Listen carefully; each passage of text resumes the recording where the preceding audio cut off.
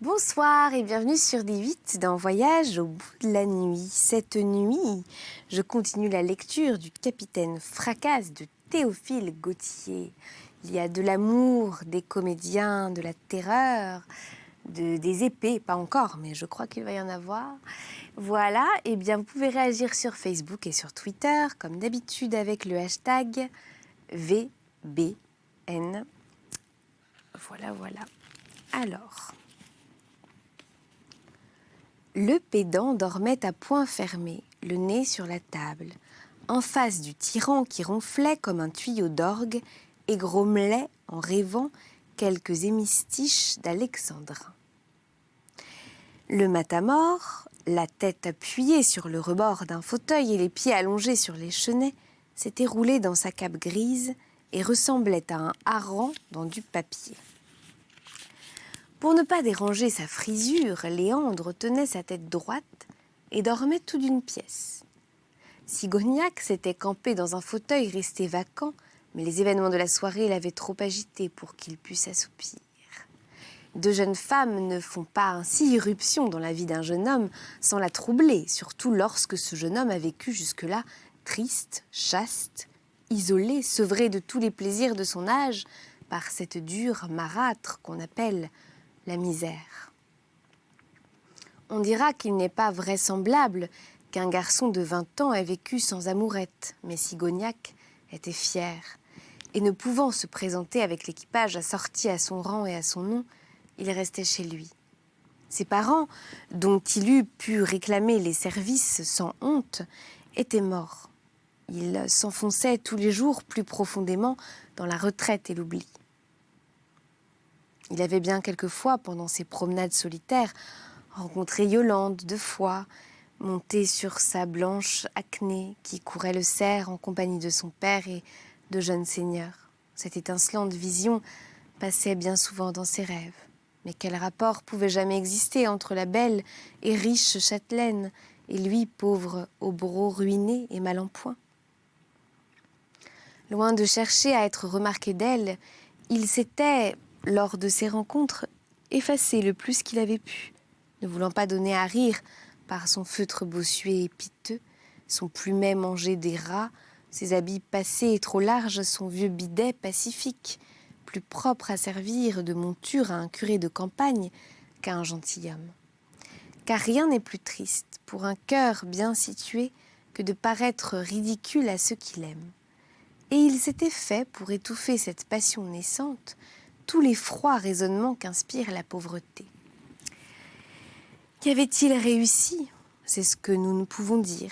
Il le croyait du moins, et avait repoussé cette idée comme une chimère. Il se trouvait assez malheureux sans ajouter à ses douleurs les tourments d'un amour impossible. La nuit se passa sans autre incident qu'une frayeur de l'Isabelle causée par Belzébuth, le chat, qui s'était pelotonné sur sa poitrine en manière de smara et ne voulait point se retirer, trouvant le coussin fort doux. Quant à Sigognac, il ne put fermer l'œil, soit qu'il n'eût point l'habitude de dormir hors de son lit, soit que le voisinage de jolies femmes lui fantasia la cervelle. Nous croirions plutôt qu'un vague projet commençait à se dessiner dans son esprit et le tenait... Nous croirions plutôt qu'un vague projet commençait à se dessiner dans son esprit et le tenait éveillé et perplexe. La venue de ces comédiens lui semblait un coup du sort et comme une ambassade de la fortune pour l'inviter à sortir de cette masure féodale où ses jeunes années moisissaient dans l'ombre et s'étiolaient sans profit.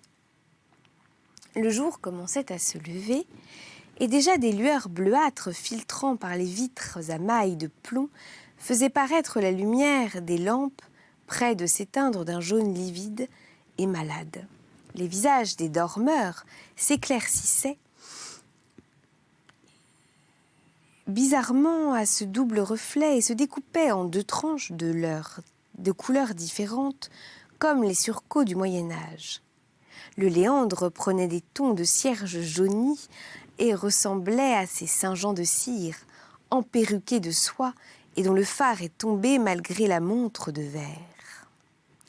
Le tranche-montagne, les yeux fermés exactement, les pommettes saillantes, les muscles des mâchoires tendus, le nez effilé, comme s'il eût été pincé par les maigres doigts de la mort, avait l'air de son propre cadavre. Des rougeurs violentes, des plaques apoplectiques marbraient la trogne du pédant.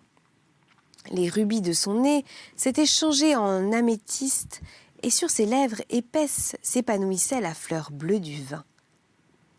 Quelques gouttes de sueur, roulant à travers les ravines et les contrescarpes de son front, s'étaient arrêtées aux broussailles de ses sourcils grisonnants.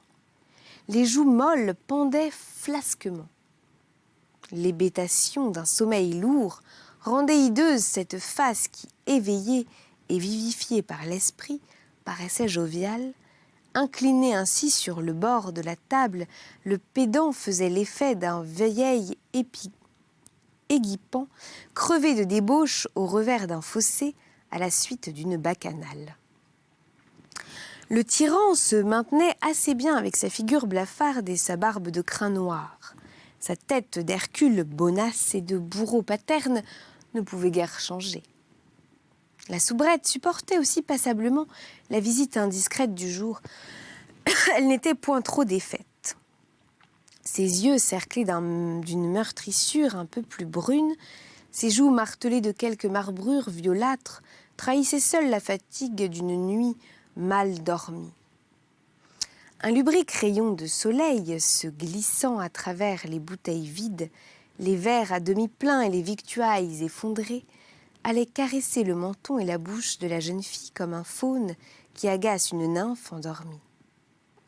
Les chastes douairières de la tapisserie au teint bilieux tâchaient de rougir sous leur vernis à la vue de leur solitude violée par ce campement de bohème, et la salle du festin présentait un aspect à la fois sinistre et grotesque. La soubrette s'éveilla la première sous ce baiser matinal. Elle se dressa sur ses petits pieds, secoua ses jupes comme un oiseau ses plumes, passa la paume de ses mains sur ses cheveux pour leur redonner quelque lustre, et voyant que le baron de Sigognac était assis sur son fauteuil, l'œil clair comme un basilic, elle se dirigea de son côté et le salua d'une jolie révérence de comédie. « Je regrette, dit Sigognac en rendant le salut à la soubrette, que l'état de délabrement de cette demeure, plus faite pour loger des fantômes que des êtres vivants, ne m'ait pas permis de vous recevoir d'une façon plus convenable. J'aurais voulu vous faire reposer entre des draps de toile de Hollande sous une courtine de Damas des Indes au lieu de vous laisser morfondre sur ce siège vermoulu. »« Ne regrettez rien, monsieur, répondit-elle. Sans vous, nous aurions passé la nuit dans un chariot embourbé à grelotter sous une pluie battante. Et le matin nous aurait trouvé fort mal en point. D'ailleurs, ce gîte que vous dédaignez est magnifique à côté des granges ouvertes à tous les vents où nous sommes souvent forcés de dormir, sur des bottes de paille, tyrans et victimes, princes et princesses, léandres et soubrettes, dans notre vie errante de comédiens allant de bourg en ville. » Pendant que le baron et la soubrette échangeaient ces civilités, le pédant roula par terre avec un fracas d'ailes brisées. Son siège, las de le porter, s'était rompu, et le gros homme, étendu à jambes rebindaines, se démenait comme une tortue retournée en poussant des gloussements inarticulés. Dans sa chute, il s'était rattrapé machinalement au bord de la nappe et avait déterminé une cascade de vaisselle dont les flots rebondissaient sur lui.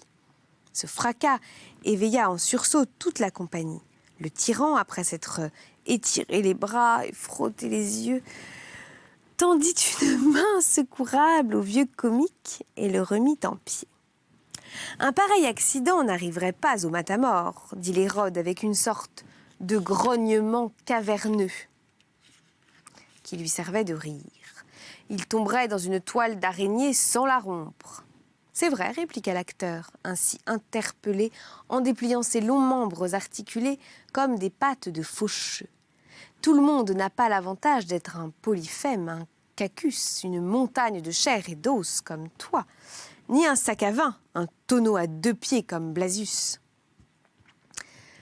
Ce vacarme avait fait apparaître sur le seuil de la porte l'Isabelle, la Séraphina et la duègne. Ces deux jeunes femmes, quoiqu'un peu fatiguées et pâlies, étaient charmantes encore à la lumière du jour. Elles semblèrent à Sigognac les plus rayonnantes du monde. Bien qu'un observateur méticuleux eût pu trouver à reprendre à leur élégance un peu fripée et défraîchie, mais que signifient quelques rubans fanés, quelques lait d'étoffe éraillée et miroitée, quelques misères et quelques incongruités de toilette, lorsque celles qui les portent sont jeunes et jolies. D'ailleurs, les yeux du baron, accoutumés au spectacle de choses vieillies, poussiéreuses, passées de tons et délabrées, n'étaient pas capables de discerner de pareilles vêtilles. La Séraphina et l'Isabelle lui paraissaient attifées superbement au milieu de ce château sinistre où tombait la vétusté. Ces gracieuses figures lui donnaient la sensation d'un rêve. Quant à la duègne, elle jouissait, grâce à son âge, du privilège d'une immuable laideur. Rien ne pouvait altérer cette physionomie de buis sculpté où luisaient les yeux de chouette.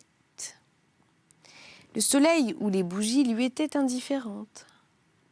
En ce moment, Pierre entra pour remettre la salle en ordre, jeter du bois dans la cheminée, où quelques tisons consumés blanchissaient sous une robe de peluche, et faire disparaître les restes du festin si répugnant la fin satisfaite. La flamme qui brilla dans l'âtre, léchant une plaque de fonte aux armes de Sigognac, peu habitué à de pareilles caresses, réunit en un cercle toute la bande comique qu'elle illuminait de ses lueurs vives. Un feu clair et flambant est toujours agréable après une nuit sinon blanche, du moins grise, et le malaise qui se lisait sur toutes les figures en grimaces et en meurtrissures plus ou moins visibles s'évanouit complètement grâce à cette influence bienfaisante. Isabelle tendait vers la cheminée les paumes de ses petites mains teintes de reflets roses et vermillonnées de ce léger fard, sa pâleur ne se voyait pas. Donna Séraphina, plus grande et plus robuste, se tenait debout derrière elle, et comme une sœur aînée qui, moins fatiguée, laisse s'asseoir sa jeune sœur. Quant aux tranches montagnes, perché sur une de ses jambes éronnières, il rêvait à demi éveillé comme un oiseau aquatique au bord d'un marais, le bec dans son jabot, le pied replié sous le ventre. Blasius, le pédant, passant sa langue sur ses lèvres, soulevait les bouteilles les unes après les autres pour voir s'il y restait quelques perles de liqueur. Le jeune baron avait pris à part Pierre pour savoir s'il n'y aurait pas moyen d'avoir dans le village quelques douzaines d'œufs pour faire déjeuner les comédiens, ou quelques poulets à qui on tordrait le col, et le vieux domestique s'était éclipsé pour s'acquitter de la commission au plus vite. La troupe ayant manifesté l'intention de partir de bonne heure pour faire une forte étape et ne pas arriver trop tard à l'accoucher. « Vous allez faire un mauvais déjeuner, j'en ai bien peur, dit Sigognac à ses hôtes, et il faudra vous contenter d'une chair pythagoricienne. Mais encore vaut-il mieux mal déjeuner que de ne pas déjeuner du tout, et il n'y a pas à 6 lieues à la ronde le moindre cabaret ni le moindre bouchon. L'état de ce château vous dit que je ne suis pas riche, mais comme ma pauvreté ne vient que des dépenses qu'ont faites mes ancêtres à la guerre pour la défense de nos rois, je n'ai point à en rougir. »« Non, certes, monsieur, répondit l'Hérode de sa voix basse, et tel qui se targue de ses biens serait embarrassé d'en dire la source. Quand le traitant s'habille de toile d'or, la noblesse a des trous à son manteau, mais par ces trous on voit l'honneur. Ce qui m'étonne, ajouta Blasius, c'est qu'un gentilhomme accompli, comme paraît l'être monsieur, laisse ainsi se consumer sa jeunesse au fond d'une solitude où la fortune ne peut venir le chercher. Quelque envie qu'elle en ait, si elle passait devant ce château dont l'architecture pouvait avoir fort bonne mine, il y a 200 ans, elle continuerait son chemin, le croyant inhabité. Il faudrait que monsieur le baron allât à Paris, L'œil et le nombril du monde, le rendez-vous des beaux esprits et des vaillants, l'Eldorado et le Chanaan des Espagnols français et des Hébreux chrétiens, la terre bénite éclairée par les rayons du soleil de la cour. Là, il ne manquerait pas d'être distingué selon son mérite et de se pousser, soit en s'attachant à quelque grand, soit en faisant quelque action d'éclat dont l'occasion se trouverait infailliblement. Ces paroles du bonhomme, malgré l'amphigourie et les phrases burlesques, réminiscences involontaires de ses rôles de pédant, n'étaient pas dénuées de sens. Sigognac en sentait la justesse et il s'était dit souvent tout bas, pendant ses longues promenades à travers les landes, ce que Blasius lui disait tout haut. Mais l'argent lui manquait pour entreprendre un si long voyage. Et il ne savait comment s'en procurer. Quoique brave, il était fier et avait plus peur d'un sourire que d'un coup d'épée. Sans être bien au courant des modes, il se sentait ridicule dans ses accoutrements délabrés et déjà vieux sous l'autre règne. Selon l'usage des gens timides par la pénurie, il ne tenait aucun compte de ses avantages et ne voyait sa situation que par les mauvais côtés. Peut-être aurait-il pu se faire aider de quelques anciens amis de son père en les cultivant un peu, mais c'était là un effort au-dessus de sa nature et il serait plutôt mort assis sur un coffre, mâchant un cure-dent comme un hidalgo espagnol à côté de son blason, que de faire une demande quelconque d'avance ou de prêt. Il était de ceux-là qui, l'estomac vide, devant un excellent repas où on les invite, feignent d'avoir dîné de peur d'être soupçonnés de faim. J'y ai bien songé quelquefois, mais je n'ai point d'amis à Paris et les descendants de ceux qui ont pu connaître ma famille, lorsqu'elle était plus riche et remplissait des fonctions à la cour, ne se soucieront pas beaucoup d'un Sigognac hâve et maigre, arrivant avec bec et ongles plus haut de sa tour ruinée pour prendre sa part de la proie commune. Et puis, je ne vois pas pourquoi je rougirais de le dire, je n'ai point d'équipage. Et je ne saurais paraître sur un pied digne de mon nom. Je ne sais même, en réunissant toutes mes ressources et celles de Pierre, si je pourrais arriver jusqu'à Paris. Mais vous n'êtes pas obligé, répliqua Blasius, d'entrer triomphalement dans la grande ville, comme un César romain monté sur un char, traîné par un quadrige de chevaux blancs. Si notre humble char à bœuf ne révolte pas l'orgueil de votre seigneurie, venez avec nous à Paris, puisque notre troupe s'y rend, tel brille présentement qui a fait son entrée pédestrement avec son paquet au bout de sa rapière et tenant ses souliers à la main de peur de les user. Une faible rougeur monta aux pommettes de Sigognac, moitié de honte, moitié de plaisir. Si d'une part l'orgueil de race se révoltait en lui à l'idée d'être l'obligé d'un pauvre saltimbanque, de l'autre, sa naturelle bonté de cœur était touchée d'une offre faite franchement et qui répondait si bien à son secret désir. Il craignait en outre, s'il refusait Blasius, de blesser l'amour-propre du comédien et peut-être de manquer une occasion qui ne se représentera jamais. Sans doute la pensée du descendant des Sigognac pêle-mêle dans le chariot de Thespis avec des histrions nomades avait quelque chose de choquant en soi qui devait faire hennir les licornes et rugir les lions lampassés de gueule de l'armorial. Mais après tout, le jeune baron avait suffisamment boudé contre son ventre derrière ses murailles féodales. Il flottait, incertain entre le oui et le non, et pesait ces deux monosyllabes décisifs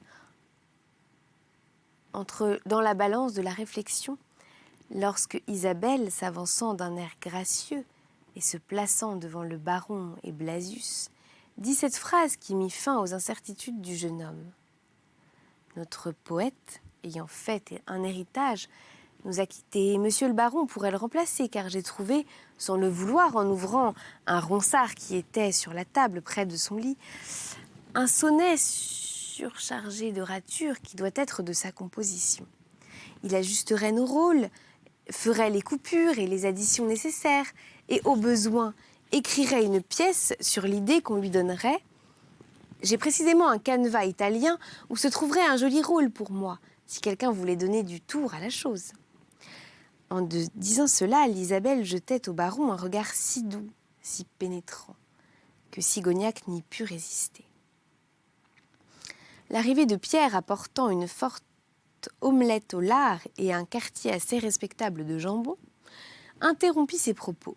Toute la troupe prit place autour de la table et se mit à manger de bon appétit. Quant à Sigognac, il toucha par pure contenance les mets placés devant lui.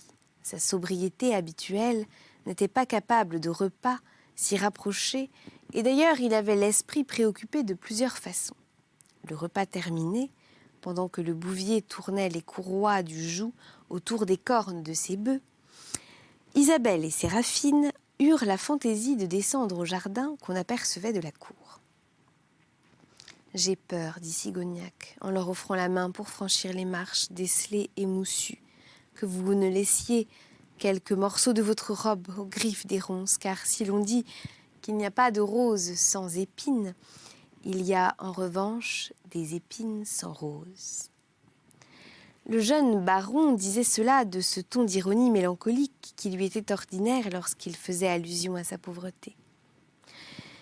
Mais comme si le jardin déprécié se fût piqué d'honneur, 2 petites roses sauvages, ouvrant à demi leurs 5 pétales autour de leur pistil jaune, brillèrent subitement sur une branche transversale qui barrait le chemin aux jeunes femmes.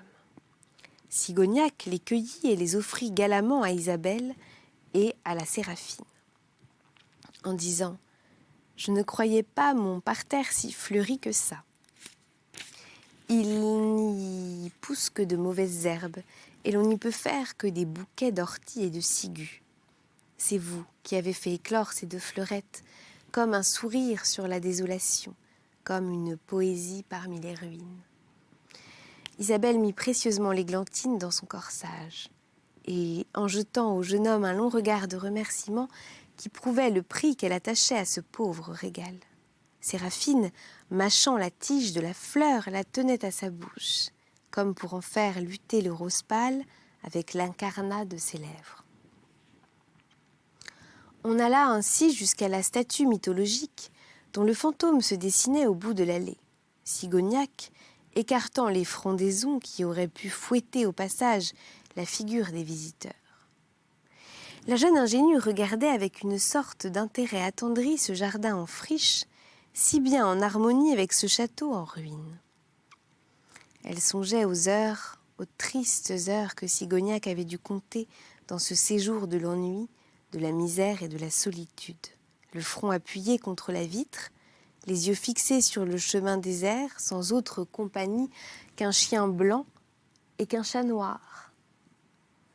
Les traits plus durs de Séraphine n'exprimaient qu'un froid dédain masqué de politesse. Elle trouvait décidément ce gentilhomme pas trop délabré, quoiqu'elle eût un certain respect pour les gens titrés. Elle trouvait décidément ce gentilhomme par trop délabré, et non pas trop. « C'est ici que finissent mes domaines, dit le baron, arrivé devant la niche de rocaille où moisissait Pomone. Jadis, aussi loin que la vue peut s'étendre du haut de ces tourelles lézardées, le mont et la plaine, le champ et la bruyère appartenaient à mes ancêtres. Mais il m'en reste juste assez pour attendre l'heure où le dernier des Sigognac ira rejoindre ses aïeux dans le caveau de famille, désormais leur seule possession. » « Savez-vous que vous êtes lugubre de bon matin ?» répondit Isabelle, touchée par cette réflexion qu'elle avait faite elle-même, et prenant un air enjoué pour dissiper le nuage de tristesse étendu sur le front de Sigognac. La fortune est femme, et quoi qu'on la dise aveugle du haut de sa roue, elle distingue parfois dans la foulée un cavalier de naissance et de mérite. Il ne s'agit que de se trouver sur son passage. Allons, Décidez-vous, venez avec nous, et peut-être dans quelques années, les tours de Sigognac, coiffées d'ardoises neuves, restaurées et blanchies, feront une aussi fière figure qu'elles en font une piteuse. Et puis, vraiment, cela me chagrinerait de vous laisser dans ce manoir à hibou, ajouta-t-elle à mi-voix, assez bas pour que Séraphine ne pût l'entendre. La douce lueur qui brillait dans les yeux d'Isabelle triompha de la répugnance du baron. L'attrait d'une aventure galante déguisait à ses propres yeux ce que ce voyage fait de la sorte pouvait avoir d'humiliant. Ce n'était pas déroger que de suivre une comédienne par amour et de s'atteler comme soupirant au chariot comique. Les plus fins cavaliers ne s'en fussent pas fait scrupule. Le dieu porte-carquois oblige volontiers les dieux et les héros à mille actions et déguisements bizarres. Jupiter prit la forme d'un taureau pour séduire Europe. Hercule fila sa quenouille au pied d'Omphale. Aristote, le prud'homme, marchait à quatre pattes, portant sur son dos sa maîtresse qui voulait aller à Philosophe. Plaisant genre d'équitation. Toutes choses contraires à la dignité divine et humaine. Seulement, Sigognac était-il amoureux d'Isabelle ? Il ne chercha pas à approfondir la chose, mais il sentit qu'il éprouverait désormais une horrible tristesse à rester dans ce château vivifié un moment par la présence d'un être jeune et gracieux. Aussi eut-il bien vite pris son parti. Il pria les comédiens de l'attendre un peu, et tirant Pierre à part, il lui confia son projet. Le fidèle serviteur, quelque peine qu'il eût à se séparer de son maître, ne se dissimulait pas les inconvénients d'un plus long séjour à Sigognac. Il voyait avec peine s'éteindre cette jeunesse dans ce repos morne et cette tristesse indolente. Et quoiqu'une troupe de baladins lui semblât un singulier cortège pour un seigneur de Sigognac, il préférait encore ce moyen de tenter la fortune de l'atonie profonde qui, depuis 2 ou 3 ans surtout, s'emparait du jeune baron. Il eut bientôt rempli une valise de peu d'effets que possédait son maître, réunit dans une bourse de cuir les quelques pistoles disséminées dans les tiroirs du vieux bahut, auquel il eut soin d'ajouter sans rien dire son humble pécule, dévouement modeste dont peut-être le baron ne s'aperçut pas. Car Pierre, outre les divers emplois qu'il cumulait au château, avait encore celui de trésorier, une véritable sinécure. Le cheval blanc fut scellé, car Sigognac ne voulait monter dans la charrette des comédiens qu'à 2 ou 3 lieues du château pour dissimuler son départ. Il avait de la sorte l'air d'accompagner ses hôtes. Pierre devait suivre à pied et ramener la bête à l'écurie. Ouais. Les bœufs étaient attelés et tâchaient, malgré le joug pesant sur leur front, de relever leurs mufles humides et noirs, d'où pendaient des filaments de bave argentée, l'espèce de tiare de sparterie rouge et jaune dont ils étaient coiffés, et les caparaçons de toile blanche qui les enveloppaient en manière de chemise pour les préserver de la piqûre des moustiques.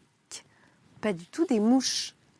De la piqûre des mouches leur donnait un air fort mitriaque et fort majestueux. Debout devant eux, le bouvier, grand garçon hâlé et sauvage comme un pâtre de la campagne romaine, s'appuyait sur la gaule de son aiguillon dans une pose qui rappelait, bien à son insu sans doute, celle des héros grecs sur les bas-reliefs antiques. Isabelle et Séraphine s'étaient assises sur le devant du char pour jouir de la vue de la campagne. La duègne, le pédant et le léandre occupaient le fond, plus curieux de continuer leur sommeil que d'admirer la perspective des Landes. Tout le monde était prêt.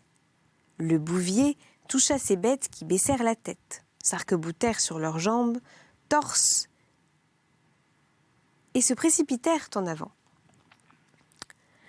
Le char s'ébranla, les ais gémirent, les roues mal graissées crièrent, et la voûte du porche résonna sous le piétinement lourd de l'attelage. On était parti. Et voilà pour le capitaine Fracasse de Théophile Gautier. Mais je vais revenir pour vous lire la suite. Donc à tout de suite.